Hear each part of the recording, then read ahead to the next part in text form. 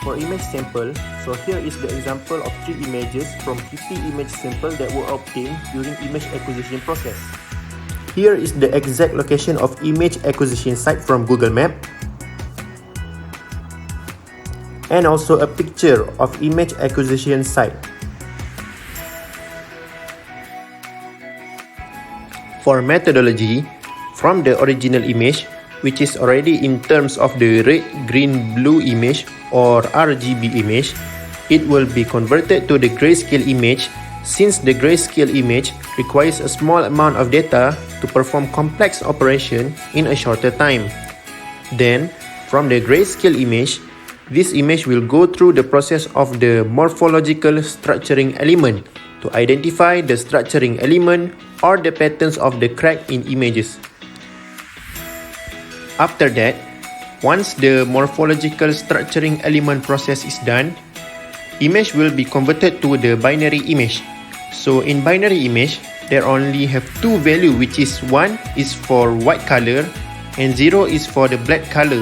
So it will be easier to separate the object, or also known as crack, from the background.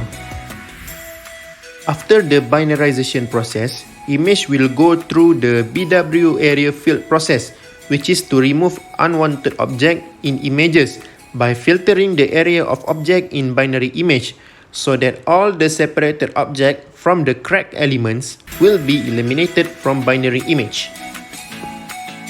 Finally, in order to obtain the real-life measurement, a calibration factor was created to demonstrate the real-life measurement. So, a 50-cent coin was placed beside the crack that will be as an indicator and act as a source to obtain the ratio between the pixel in image with the real life distance.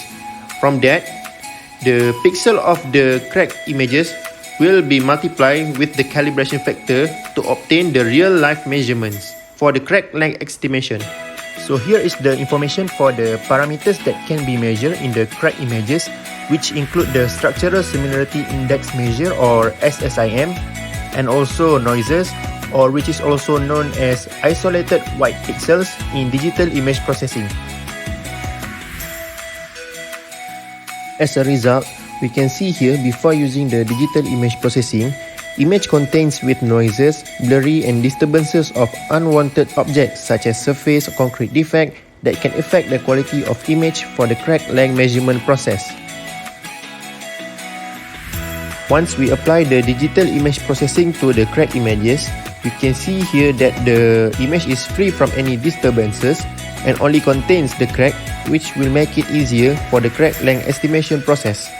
For the first graphical image, we measure the SSIM value between 2 images, which is original image and the morphological structuring element image, with 3 different value of radius of structuring element. So, from these 3 radius, we choose the radius that have the SSIM value that is closer to 1, which indicates the better quality of image. For the second graphical image, we measure the percentage of removing isolated white pixels, or also known as noises, in each of the image filtration operation to check the reduction of isolated white pixels in cracked images.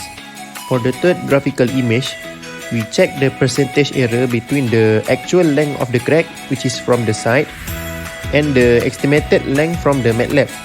Overall, most of the tested image having an average percentage error below than 10%. As a conclusion, the crack detection algorithm was proven to deliver better appearance of the thin hairline cracks and shear cracks by using the MATLAB approach. Next, the isolated white pixel or noise in the crack image was able to be removed when the image undergo all the filtration process. Finally, the crack length estimation works as it can obtain the lowest percentage error of 1.14% and the highest is 7.10%. Further improvement is necessary for the algorithm to increase the accuracy of the crack length estimation in the future. That's all from me. Thank you.